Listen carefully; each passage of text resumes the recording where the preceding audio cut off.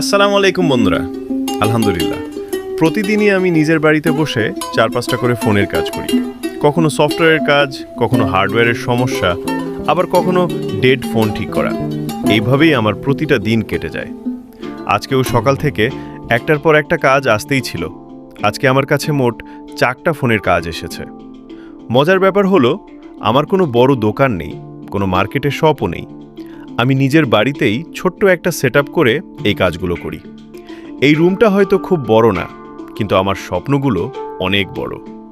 এখানেই বসে আমি ফোন রিপেয়ার করি, সফটওয়্যারের কাজ করি, আর চেষ্টা করি মানুষের বিশ্বাস ধরে রাখতে।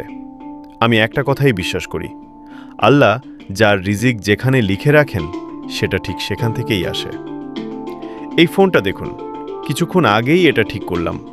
ফোনটা যখন অন হচ্ছিল না, মালিক অনেক চিন্তায় ছিল। আলহামদুলিল্লাহ, এখন ঠিকভাবে কাজ করছে। এভাবেই প্রতিদিন নতুন নতুন সমস্যা আসে, আর আমি চেষ্টা করি ধৈর্য ধরে সমাধান করতে।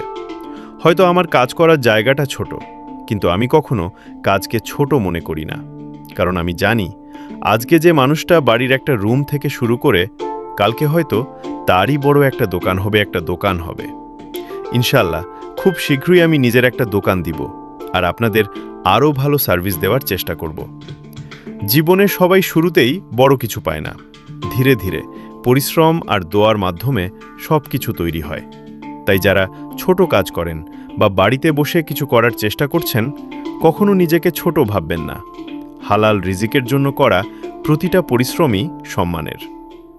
আপনারা সবাই আমার জন্য দোয়া করবেন, যেন আমি সব সময় মানুষের বিশ্বাস ধরে রেখে কাজ করতে পারি।